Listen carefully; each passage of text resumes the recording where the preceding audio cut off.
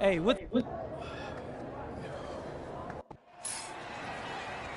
Good evening, everyone. Welcome to the broadcast. We have some great WCBL action coming your way with the Union Elite taking on Team Ballers. I'm Joe Lamy alongside Danny Hogger and Drake Hugo. And guys, this one's going to be a fun one tonight. And there's some new faces for both of these club teams. A lot of turnover for Team Ballers.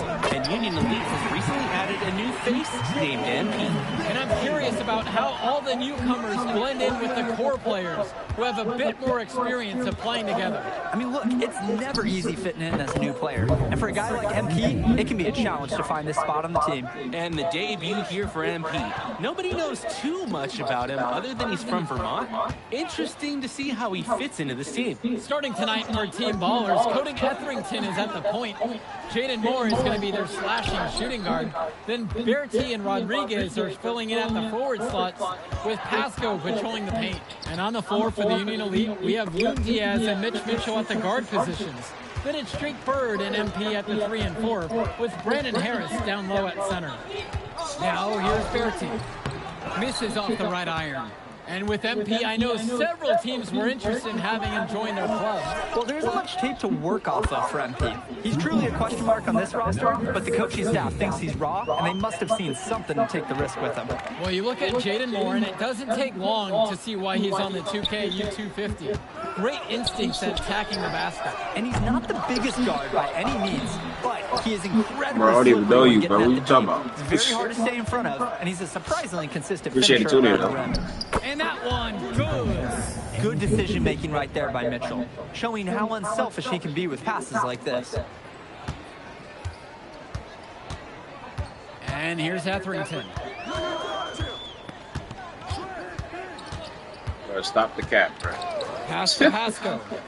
Moore, the pick from Pasco. Appreciate the tune in, though, my nigga.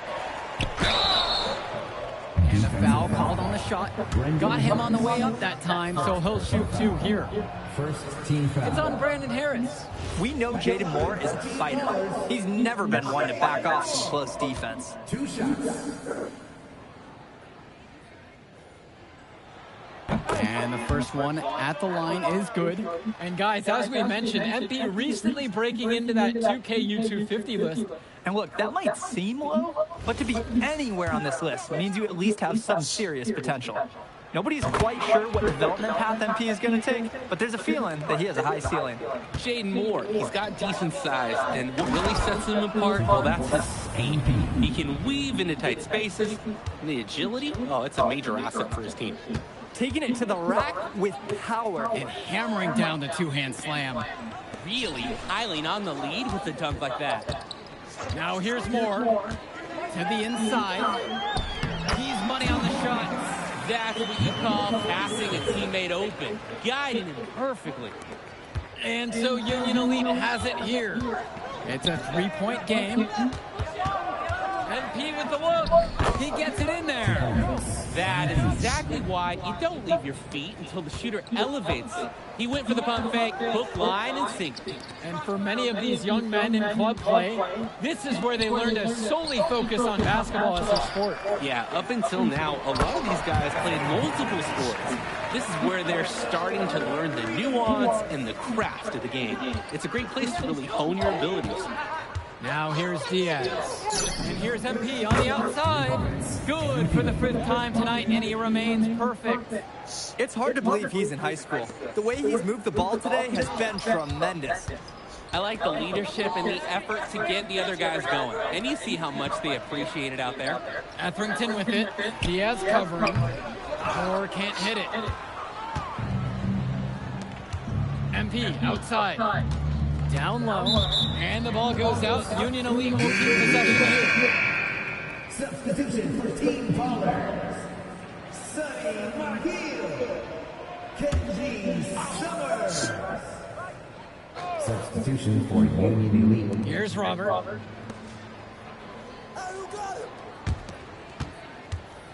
Shot over Pasco. Team ballers with the rebound. One thing that the players need to balance in club play is focusing more on winning versus stuffing their own stat sheet. It's a chance to show your skills in this league. And of course you want to win the game, but win or lose, at the end of the day, scouts are factoring in your individual performance as well. So if you want to get noticed, you better be playing your best out there. Union Elite lead. To the middle. Here's Harris. And it's finished off by Harris. Yes, sir. Get up, Brandon Harris. Now Moore. Just looking to get anything going offensively. Honestly, it feels like there's a lid on the hoop right now. Pass to Bertie. Summers. Outside, Moore. Back to Pasco. Just 2 to shoot. Off target on the 15-footer. A nice, clean look. That's one you gotta take. And in club league play here in the WCBL, these kids get such a wealth of minutes in such a short amount of time. The games come fast and quick, and honestly, there's a lot to learn on the fly, but there's a ton of opportunity. And for some players, it can be a bit overwhelming. That's strong, fundamental basketball. Getting the ball where it needs to be. Outside, MP. Pass to Robert. Inside. A nice shot from Harris. That's what the scouts want to see from Harris. Score it inside. And it's Team Ballers. Trailing by 10. Outside, Moore. Now Bertie. He's covered by Harris. Pass to Mahil. Great D that time from MP. And Union Elite has possession. There's the triple. Hits the three-pointer. For a lot of club players, this is their first time learning a role other than being the star of their team. For many of these guys, they were the best that their school had to offer. But in this league, the skill level and competition here is much higher. And look, at the end of the day, not everyone is going to be the offensive star of their team, and that's so important for the development of these guys, to learn how to fill the role that's needed. Pagan, bring the ball up the floor. Screen by MP. Pagan misses. Outside, Moore. Pass to Pasco. Returns it to Moore.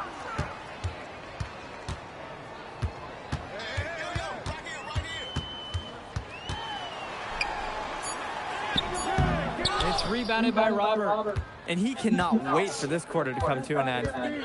Seems like nothing is bouncing his way, no matter what he tries. Bird outside. Pass to Harris. Now Pagan. MP outside. Now here's Robert.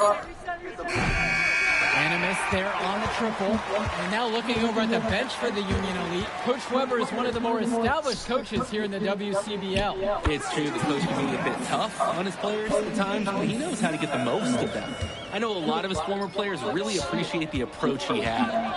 Pagan, bring the ball up the floor.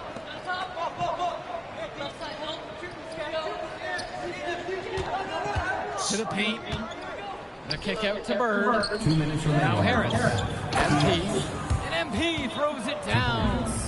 He's a strong finisher at the rim. He's not going to miss a chance like that. And he doesn't even need two hands to do it. Yeah, his teammates are loving that one. Hyped up before he even got off the ground. Now here's Bertie. Here's Pasco. And another bucket from Team Ballers. That is an old school move and a good one at it. The fadeaway. Passes to MP.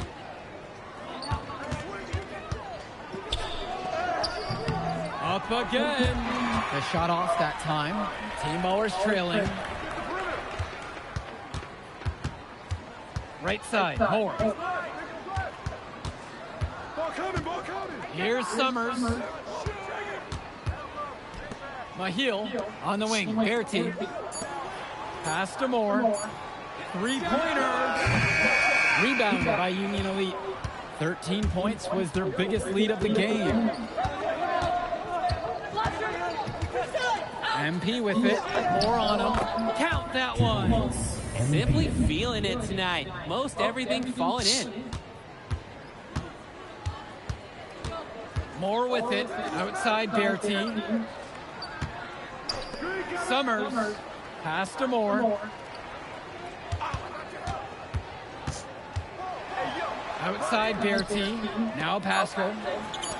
Here's Summers. The three-pointer, no good.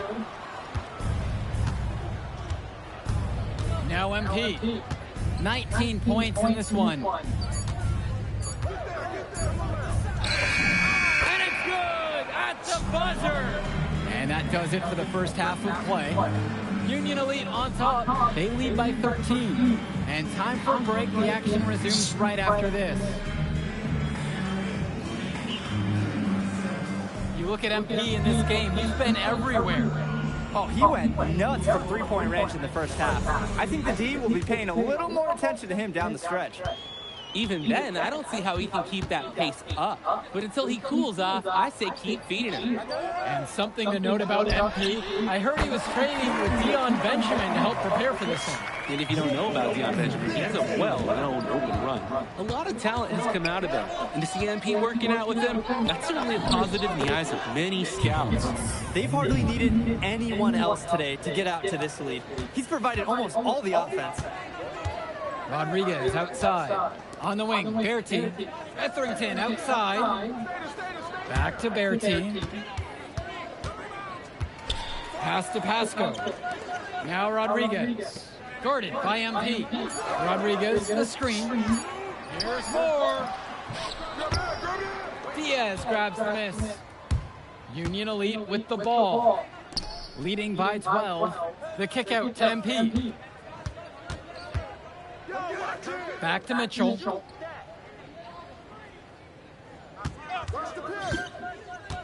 On the wing, it's MP. With 4 to shoot. Buries it from three-point range. Another smooth stroke. That's perfect form he's showing us at the three-point line. Here's Etherington. He's been patient so far. Nothing yet on the scoreboard. Let's go with the three. And it's Bird with the board. And Union Elite has possession. Since the second half started, they've only given up 3 points. MP throws it down. He sure knows how to make an impression with his throwdowns. It's not a matter of if he's going to get to the rim. It's a matter of what he will do when he gets there. This time, showing some style with the one-hand slam. Out of bounds, it goes to Union Elite. Union Elite ball.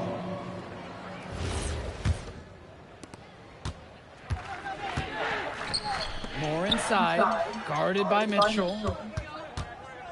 Here's Bertie. It's good. The assist that time from Etherington. Great vision by Etherington, spotting those easy shots the defense is leaving out there. Here's MP. Kicks it to Mitchell. Screen by MP. Misses the J after tricking the D with a nifty pass fake.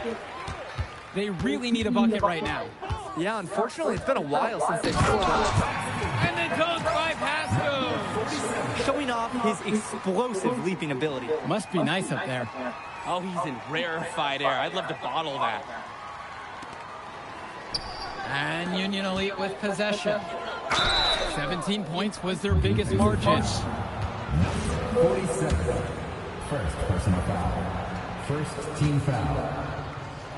At the line for That free throw missing. 2 shots.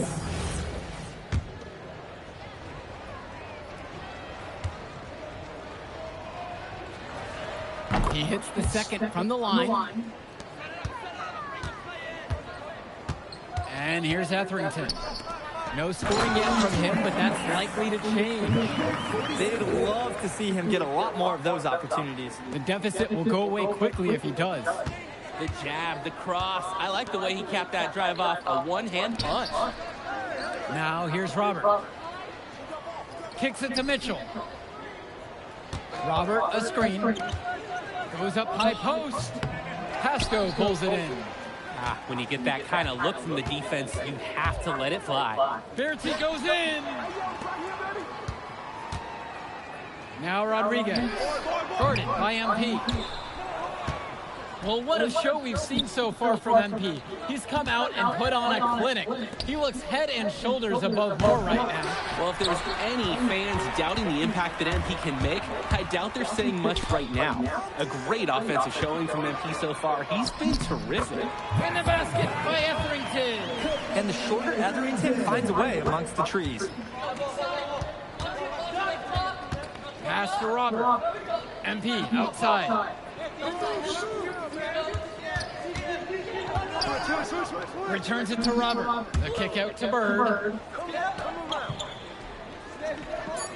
Outside MP.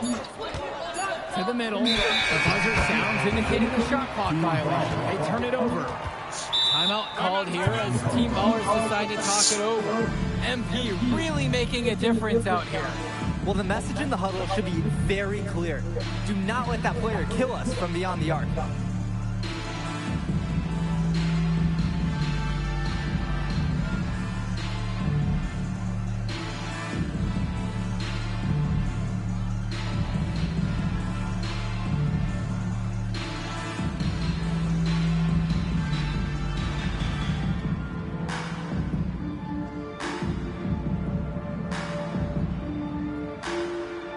Both teams will make a substitution. Sonny McGill, Brandon Westerhout, Mark Wong, Jaden Moore. Substitution for Union Elite.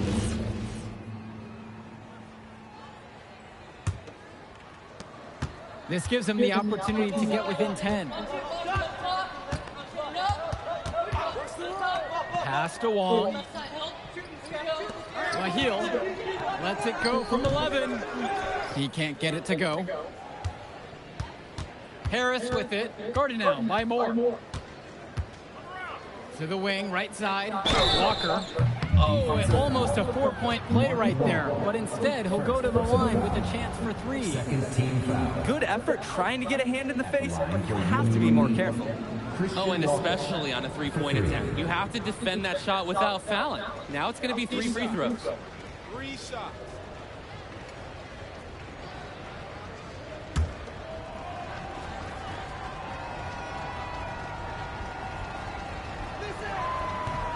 And he hits the first of 3.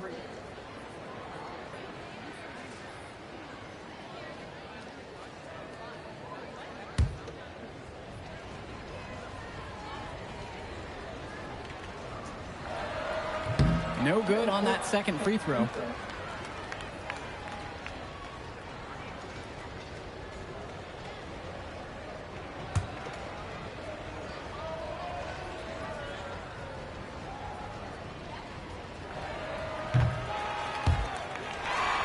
Here's Wong. Here's Summers. And with that one, the lead is trimmed to single digits. They needed a run to get back into this game, and they got it. And it wasn't just about getting hot offensively. Defensively, they've been terrific too during this crucial stretch of the game. The 3 from Harris. Rebounded by the Ballers. Outside, Moore.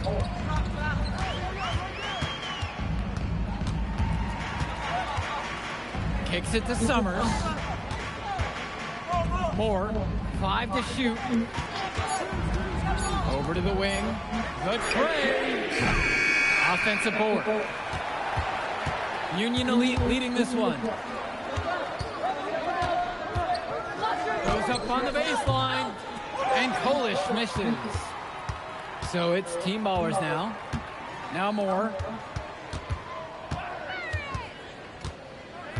Pass to Mahil. Wong. Outside, Moore. Right wing. Here's Summers. No good there with the triple. Outside, Harris. Here's Walker. Now Harris. knocks down the triple. One thing that's surprising about Brandon Harris, he might be the most serious teenager that you'll ever meet. Oh, that's for sure, Joe. Harris is all business, on and off the floor. Almost hyper-focused on getting the most out of his basketball career. And I know the coaches love that about him. Timeout called here as Team Ballers decide to talk it over.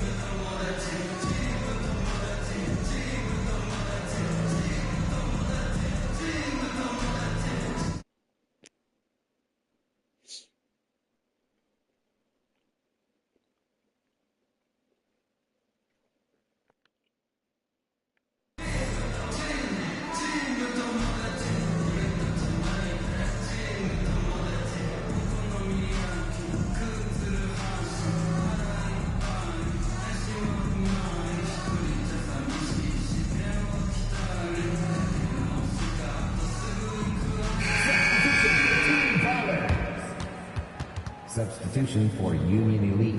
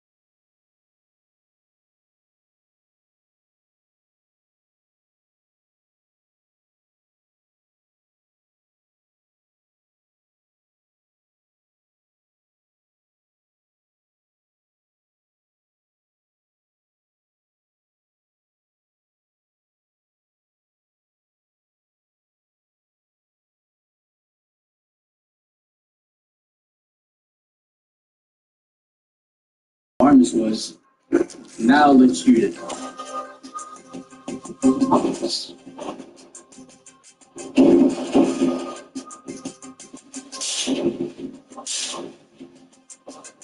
Alright, so as you saw, over the years, Beyonce has earned herself a reputation that is often on two sides of the spectrum. While she has fans who love and adore her, she also has critics who believe there is a darker side to her. Most people consider Beyonce one of the greatest pop artists of all time, and the undisputed queen of the music industry. Her fans worship her like the literal god. I'm not exaggerating either, as there is an actual Beyonce church, where people chant God and what they believe is the goddess Beyonce. But while millions worship her, others see her as overrated and overhyped. Besides this, there are many other allegations made about her, but the most shocking allegation that's out there about Beyonce is that she's a real evil witch. Since as early as the 2010s, people have accused Beyonce of being into witchcraft. For years now, her fans have tirelessly defended her against these allegations, refusing to believe that their beloved Queen Bee could in any way be a witch or into witchcraft.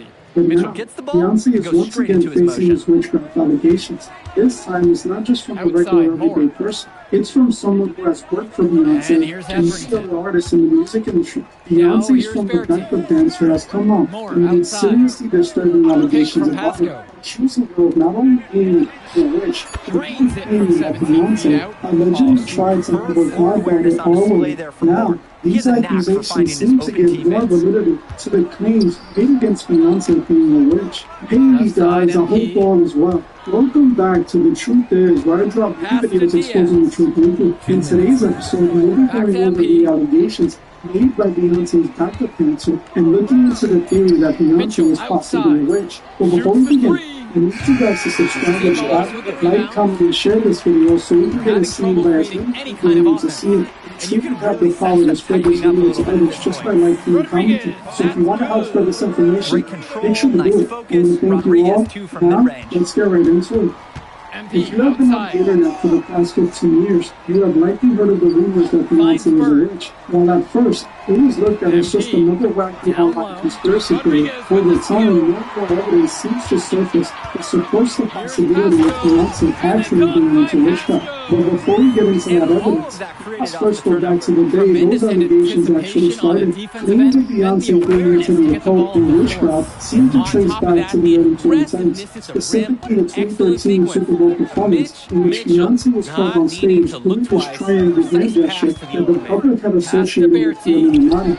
While most fans tweeted at the gesture being a nod to Jay-Z's Rockefeller, others pointed to the occult significance behind the symbol, as the symbol is connected to the occult, referencing the symbol of the Eye of Horus, suggesting that Beyonce was using this symbol to show her alliance with the occult-seeking societies that were in the music industry. Since early in her career, Beyonce, like the husband Jay-Z, seemed to utilize a good amount of occult symbols that led people to start calling both of them members of the Illuminati. After the Super Bowl halftime performance, the accusations started ramping up to new heights, with people seeing the astrological imagery and a lot of her work as proof that she was into the occult. These accusations got so prominent that Beyonce herself tried denying it in her song Formation. She called out her critics by calling them haters and saying that they were corny for their Illuminati accusations. But after acknowledging the accusations, her use of occult imagery and strange lyrics continued.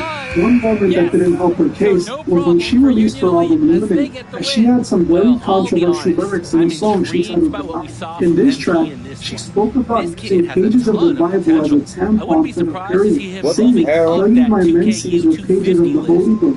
This only further gave more life to those Illuminati accusations that are still prominent to this day. While Beyonce was using occult symbols to bring around the idea of being a those who called her out were music industry outsiders who were all seen as conspiracy theorists, so no one really took their claims seriously outside of those in the truth-seeking communities. But in 2018, that all changed when an industry insider by the name of Kimberly Thompson made some serious allegations against Beyonce. Kimberly Thompson is a three-time Grammy-winning drummer who has worked with many big artists in the music industry. She worked with artists like Alicia Keys, Kanye West, and most important, Jay-Z and his wife Beyonce. Kimberly had performed and toured with Beyonce for over 6 years as a member of her all-female band. In 2018, Kimberly went viral when out of nowhere. She filed for a restraining order against her boss Beyonce. The reason for this restraining order was due to Beyonce, quote-unquote, using extreme witchcraft against her. Kimberly accused Beyonce of using magic spells to essay her, being behind the death of her pet kitten, and also tapping her phones and controlling her finances. Eventually, Kimberly was invited onto Daily Mail to discuss her claims against Beyonce. The news anchors repeatedly tried to paint Thompson as a crazy person, but Thompson told them that Beyonce was indeed a witch, used witchcraft against her. Bewitching of Beyonce. The Queen Bee practiced witchcraft on one of her musicians. In this Daily Mail TV exclusive, the drummer who claims she was put under Beyonce's spell is now speaking out. The fact that people be saying I'm crazy, hell, the situations I had to deal with and survive are crazy.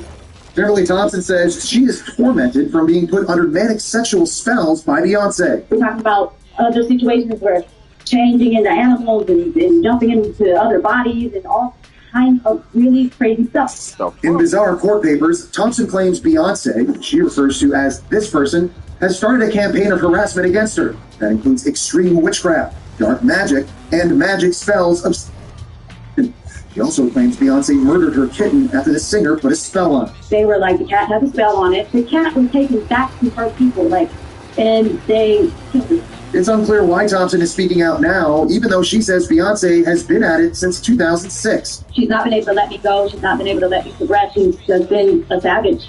Not long after this interview, the judge denied the request for a restraining order on September 19, 2018, and Beyonce and her team never directly addressed the accusations. Eventually, Kimberly went back to working in the music industry, where she remains to this very day. This was the first time at least a mainstream level that Beyonce was called the witch. Allegations that have stuck to her until this very day. Accusations that her Stanfield quote of Beyonce has endlessly defended her against. Now, 7 years later, another industry insider has come out and made similar allegations against Beyonce. This time, it was industry dancer Kadaja Sherry, who, just like Kimberly Thompson, has a successful career inside the music industry. Sherry worked with many artists in the industry. She worked with Pharrell, being featured on the cover art and in the music video for his 2014 single Marilyn. She worked with Rihanna, performing on both the Loud and Diamonds World Tours, and appeared in the music video for Where Have You Been. But most importantly, she worked with Beyonce, appearing in the music video for Formation and performing with her during the Super Bowl 50th halftime show in 2016. Just a few days back though, Sherry went on social media and made a post accusing Beyonce of some seriously dark things. She accused Beyonce of not only being an evil witch, but also trying to have her goddaughter R-worded in violence. She posted this statement aimed at Beyonce, stating, "Are you effing serious? You called for my child to be R-worded? Evil effing witch? At essence, check on my child." I'm about to... Venture HR is a full-service PEO solution. HR, benefits, payroll, compliance, and more. Ready to modernize and scale your business? Connect with us and schedule your free demo today.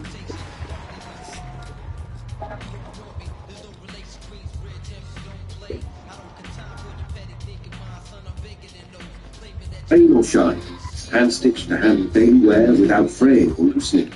These are the kind of boots you forget you're wearing. Today only, 70% off, plus free 30-day trial. Wear them, walk them on, send us back if they don't change them.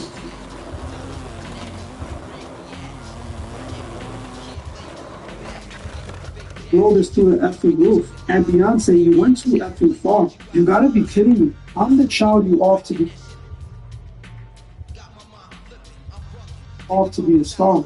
You forgot? You were only supposed to be a star on the tree. Giving orders of takeouts never went with your stardom. Watch, WTF y'all do at this time. When it was happening to me, I kept my mouth shut for my career. Now with my goddaughter, I'll blow your world up. Hashtag KN95, hashtag Destiny's Child, / really Jigga Man?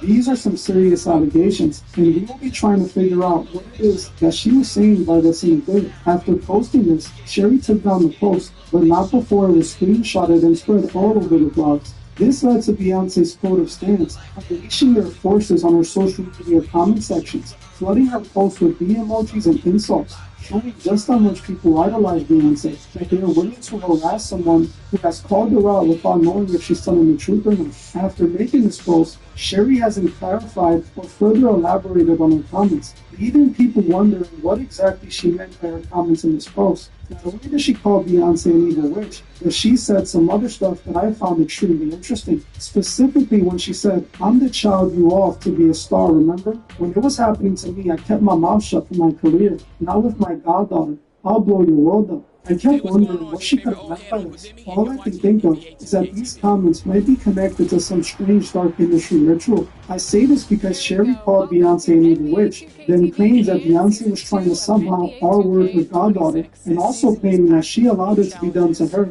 but she won't allow it to happen to her goddaughter. What I believe she could be referring to by this is possibly something she was put through to be initiated into the music industry when she was coming up. Now it seems that they were possibly trying to do the same thing to her goddaughter. Again, I can only assume because she didn't elaborate on her accusations. But knowing how dark the music industry gets, this seems like what she's possibly referring to.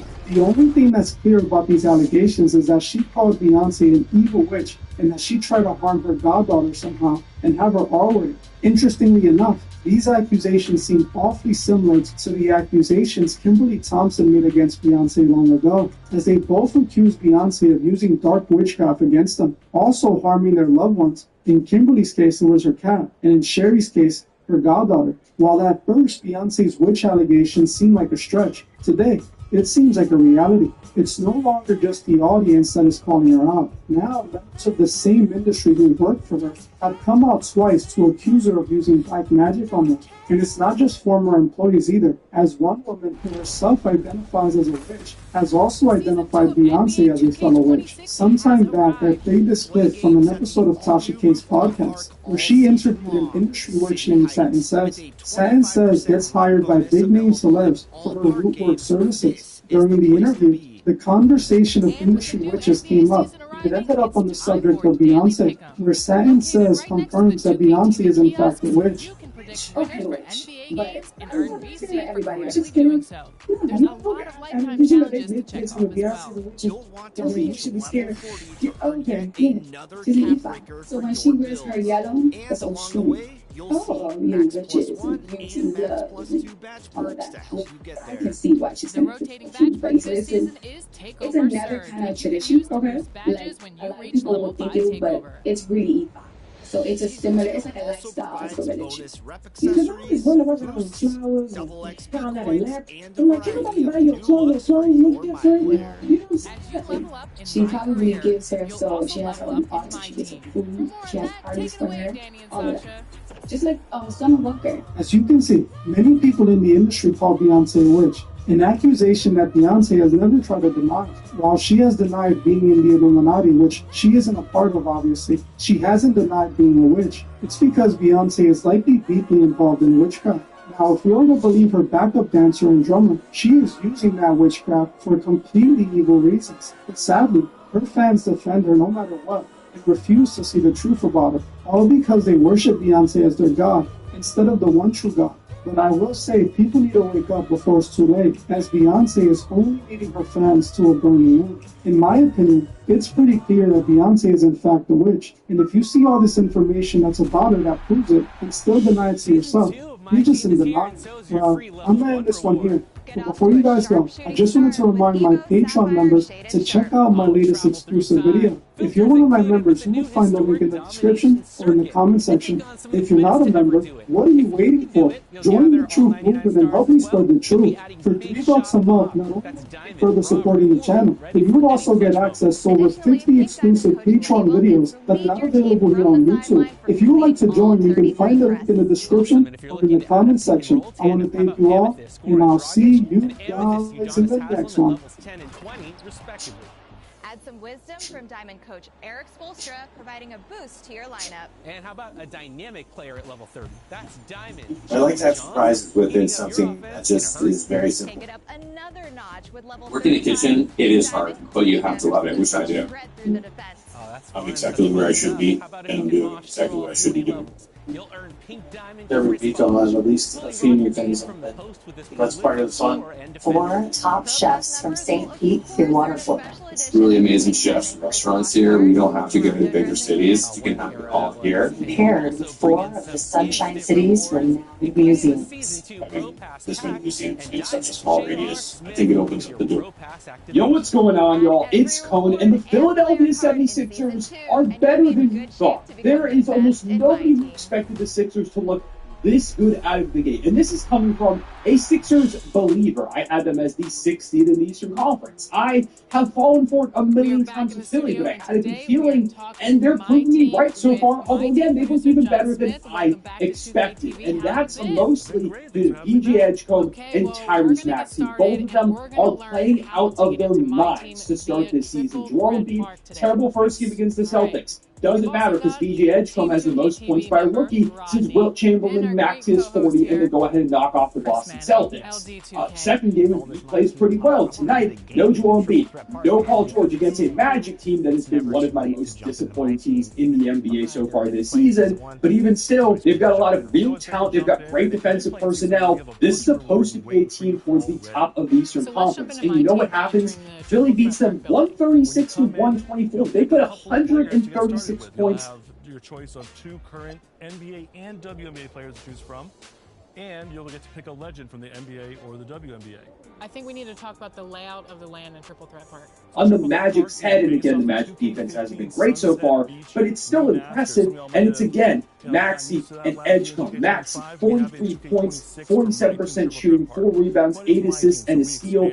Absolutely unstoppable. If we were to make an MVP conversation today, Maxey finishes top 5. He is an all-NBA first-teamer through the first 3 games of the season. It's not a lot, but after last year, Maxey had a bit of a down season. To see this bounce back, I mean, he's playing the best basketball that he ever has at this moment. And then DJ Edgecombe is the first rookie guard to ever average, or might just be the first rookie ever, I can't remember, I think it's just rookie guard, to average 25, 5, and 5 over his first 3 career games. That's unbelievable. Do you know how much NBA... I also really enjoy the team control because it's a little different from going out there in regular park because you get history there is for him to be the only guy, and it's the way he's doing it too. Because I was a big DJ Edgecombe fan coming into the draft. My brother was a Sixers fan. He's like, oh, I don't know about Ace Bailey or VJ Edgecombe. I kind of want Ace Bailey. And I kept saying, I want VJ Edgecombe. Like, I think he is the 3rd overall pick in this draft. And this is not to say that I don't like Ace Bailey. I really like his game too. I'm excited about him in Utah.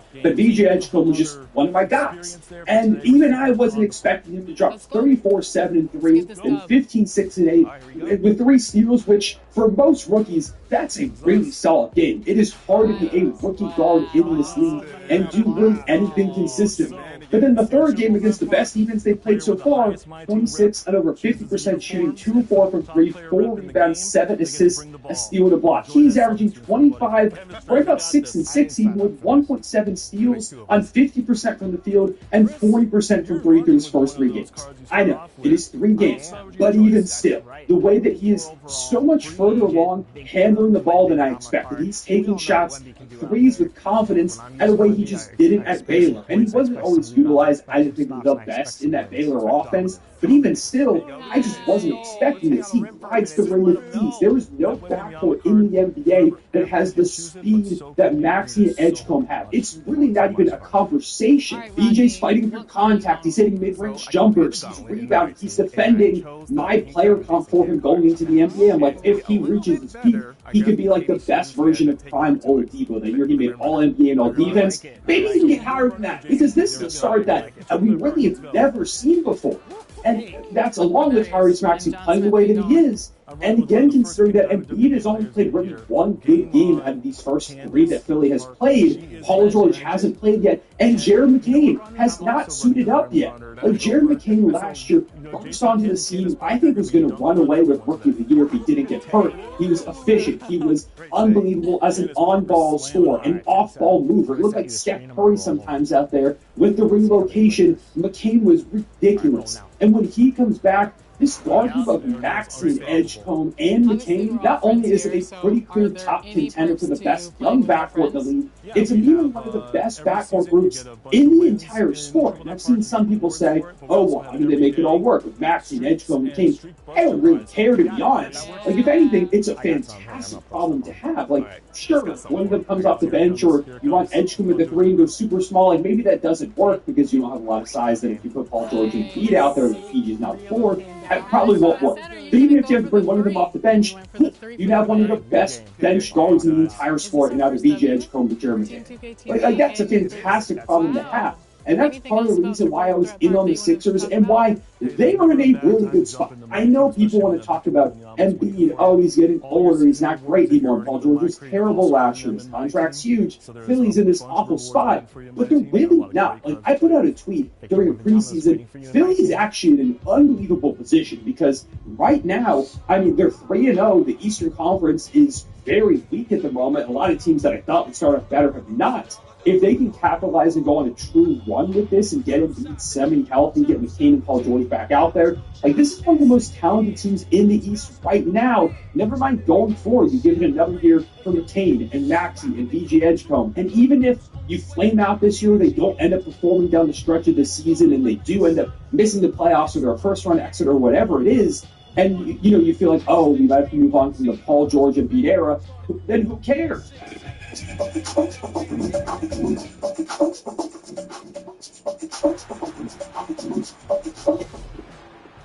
back again with more expert tips. I'm Mike Wang, the gameplay director for NBA 2K, and this episode is for everyone who wants to improve their Do you know Hobby Lobby has hundreds of incredible products on sale every single week?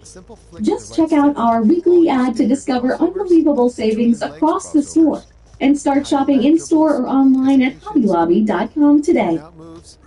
Like, obviously, it sucks you want to still win now, but even if you can't, you start off a rebuild with those guys. Quentin Grimes, if you're able to pay him, he's looked fantastic to start the season. And Dem Bone has been really, really solid. I've liked some minutes here and there from like a Dominic Barlow and Justin Edwards. Like, there's a lot of talent over here in Philly, and they've got a Clippers pick in a couple of years down the line, which, you know, the Clippers are good right now, but they're also really old. They've got real, tangible assets. And if the trio doesn't work, and you have to deal with McCain or Edgecombe, I feel like right now, I have no idea. I was going to try and put a player out there that they'd move from that trio of Max and Edgecombe. I can't even put those words out there because they're all playing so well. But even if you have to do somebody, you can get a ridiculous haul for whoever you end up trading. And I don't even think you'll have to. I think there is a way to make this work because they're all so talented. Ultimately, last year's disaster season that felt like the worst case scenario for the Sixers because now how are they ever going to compete again with PG and Embiid? It might have been the biggest blessing possible for them to get BJ, who I know it was only 3 games into his career, but I cannot fathom him not being a star from the eye test. Like, the numbers, is he going to average 25 on crazy efficiency all season? No, I'm going to be stunned if he does. I'll give one of you my channel if he does. And I'm saying this as a BJ fan. It's just unrealistic to expect that.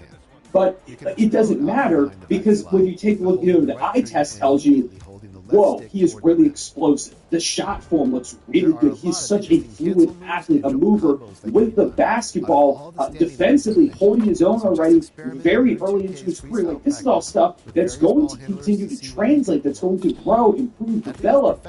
I've been blown away. I cannot say enough positive things about the way VJ Edgecombe has played. Like, against the Celtics, like, yeah, they're no longer the Celtics of old, but there's still a lot of talent on that team. It's the first game of his career, and he had one of the best debut games ever, and then a few days later against the Magic, he's like, oh, okay, let me have another one of the best rookie games that I can remember. Like, it's crazy what he's pulling off as a first-year guard, nonetheless. He's not some big man that's being fed by like this phenomenal point guard. A lot of these shots he's having to create, and he's... And you will be rewarded.